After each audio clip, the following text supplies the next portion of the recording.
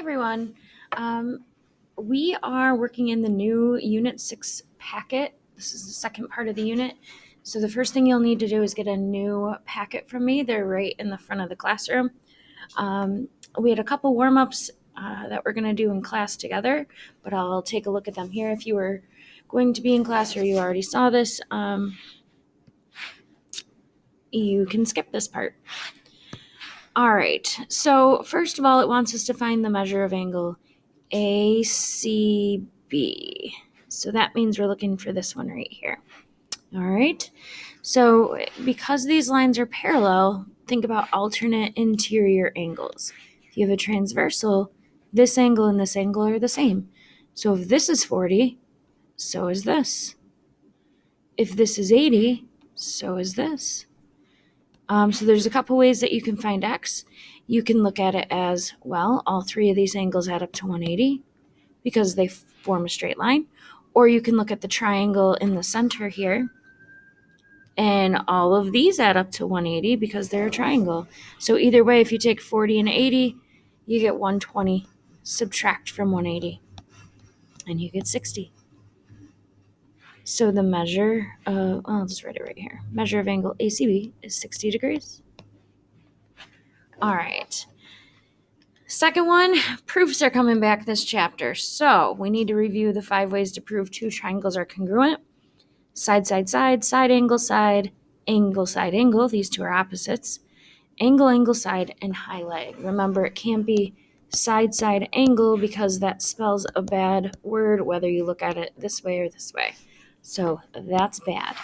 All right, so the first one, it's in a clump. Angle, side, angle. Next one's pretty easy. Side, side, side. And then this one, it doesn't matter where you start.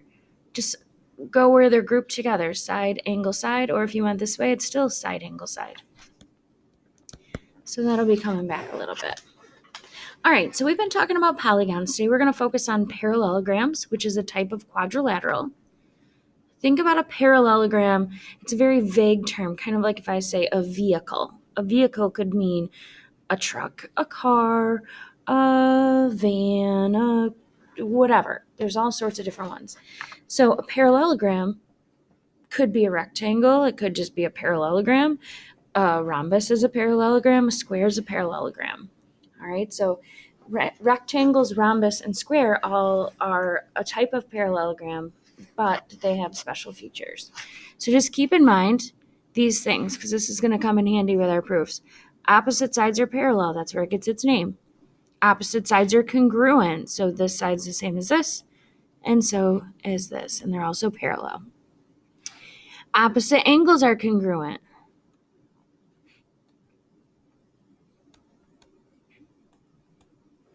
All right, so if this is 100 degrees, so is this.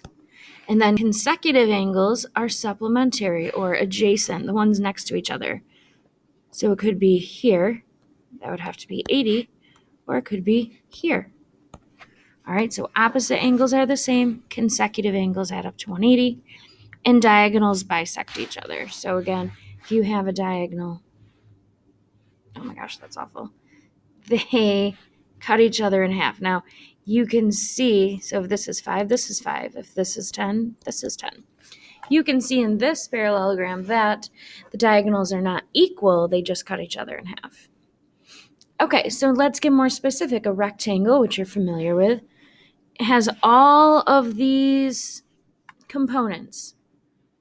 All right, but also all 4 angles are right.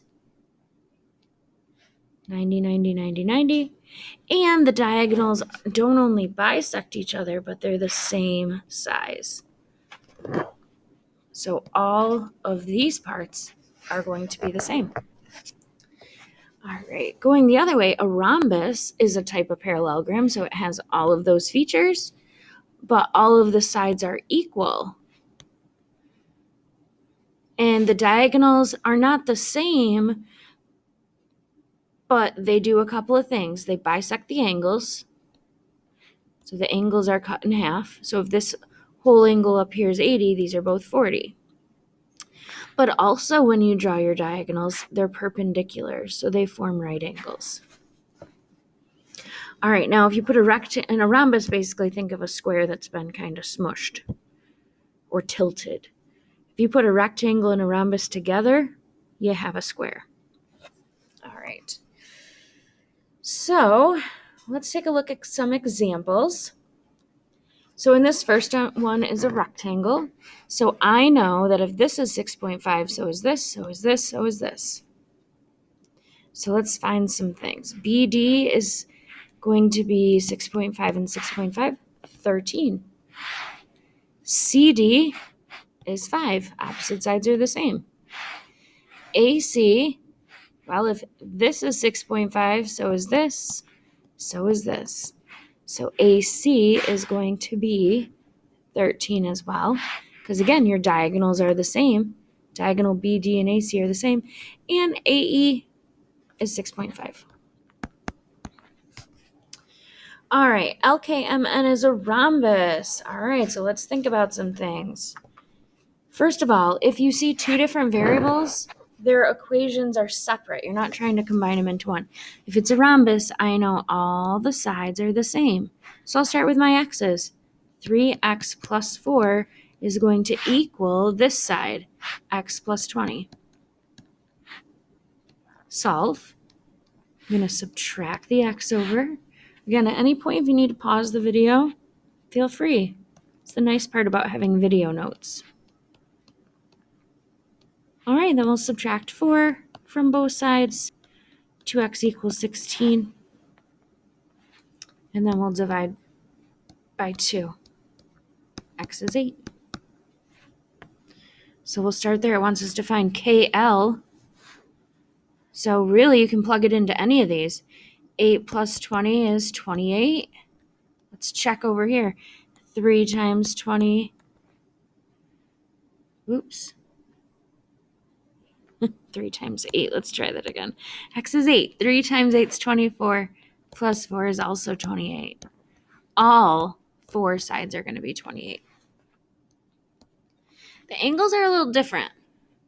Now, we can't set up an equation with these two, but what I do know with a rhombus, this is important, you're going to see it a lot, these are right. So if this angle right here is 9y, it's equal to 90. So the 2y plus 5, we're going to use later.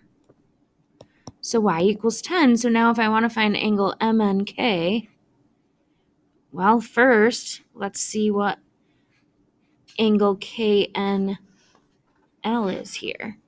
2 times 10 plus 5 is 25. So if this is 25, so is this, and this whole angle is 50. All right, so again, a little bit going on there. Sides are equal, so I set them equal to solve, plugged in. On this, we can't do anything with these two expressions, but I do know that the diagonals are perpendicular, so I know this angle equals 90, so we could set that equal to 90 and solve, and then plug it in. 2 times 10 plus 5 is 25. Since both of those are 25 because diagonals bisect each other in a rhombus, this whole angle, which they're asking for, is 50. All right, let's do another one with a rhombus. Wants us to find CD. Again, all of your angles are, or all of your sides are the same. So I can say 5a is equal to 3a plus 17.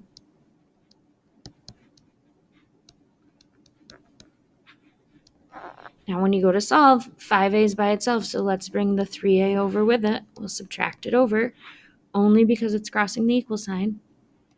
2a equals 17, divide by 2. A equals 8.5. All right, it wants us to find CD, so you can plug it into any of those. Let's just do 5 times 8.5. We'll plug it in right here. And if you're not sure, just throw her into the calculator. Just kidding, my calculator doesn't want to work.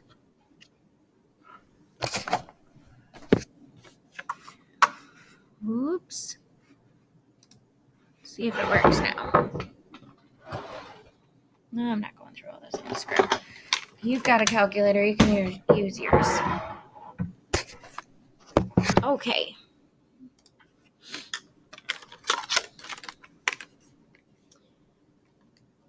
Five times 8.5, throw it into the calculator, 42.5. So that means all of the sides are 42.5.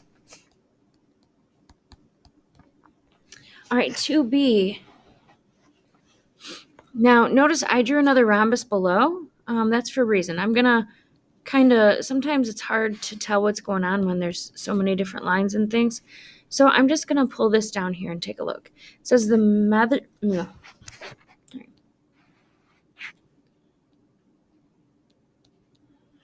measure of angle GCH, so we're talking this one right here, that's what we're looking for. If the measure of angle GCD, follow the path, GCD is B plus 3, so the whole thing, and CDF, which is up here, 6B minus 40. Now let's go back to just dealing with a regular parallelogram. The angles that we're looking at are not across from each other, so they're not equal. They're consecutive, so that means they add up to 180. So B plus 3 plus 6B minus 40 equals 180. Now, you don't subtract the B. They're on the same side, so just combine them. That's 7B. 3 minus 40, watch your signs, is negative 37 equals 180. Add 37 to both sides. 7B equals, and we'll just throw it into the calculator, 180 plus 37, and then we'll divide by 7. So 217 divide by 7, B equals 31. Now, we didn't answer the question. It wants us to find the measure of GCH. Well, if B plus 3, 31 plus 3, this whole angle is 34. So that means that if we're looking for half of it, because it's a rhombus, this would have to be 17 degrees, because there it's bisected. So back up here, the measure of angle GCH is 17 degrees. Notice when I label my answers with an angle, I put a degree sign. When I'm talking about a side length, it's just the number. Don't put degrees unless it's an angle. All right, this one we're doing in class together. I'll put a separate video up for those of you that weren't here. I also put a key up on Google Classroom. All right, so here we are, a proof. I'm sure you've missed them. It says complete the 2-column proof by filling in the blanks. So it tells us this is a rectangle, so let's talk about that. We know that these are the same, and you have all 90-degree angles, and your diagonals are the same. It wants us to prove FH is congruent to GE. So we're going to show that the diagonals are the same. All right, now I see 2 triangles are congruent, so we're either going to use side, side, side, side, angle, side, angle, side, angle, angle, angle, side, or high leg. All right, so let's do this one together. It says that it's a rectangle that was given. It says EFGH is a parallelogram.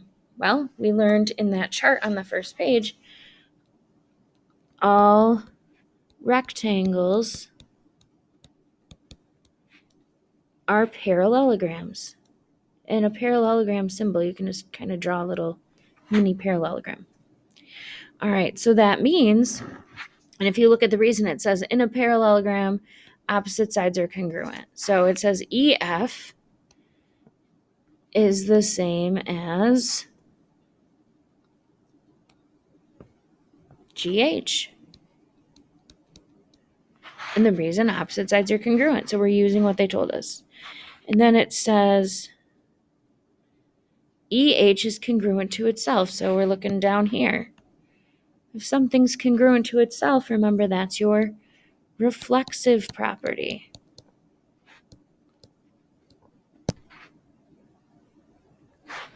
All right, let me show you what they're doing. I want you to kind of see this triangle. So that right triangle is overlapping this right triangle. So I'm going to pull them apart so we can see what's going on. So this is G, H, E, and this is E, F, and H. So we just proved those are the same. We knew that these were the same because they are the same side, right? If we pull them out of this picture. And now it says angle FEH and angle GHE are right angles. So we're talking these right here. All right. And that's definition of a rectangle. Rectangles have 90-degree angles. All right, so angle FEH is congruent to GHE because all right angles are congruent, or the right angle theorem. Now we can say, let's look at our pictures, that the two triangles are congruent by side, angle, side. If it was the hypotenuse, we would have to use high leg because otherwise it would be angle side side, which is a bad word. But in this case, it's side angle side for a reason why the two triangles are congruent. So therefore, these two parts are congruent, their diagonals are congruent by corresponding parts of congruent triangles are congruent, or C, P, C, T, C.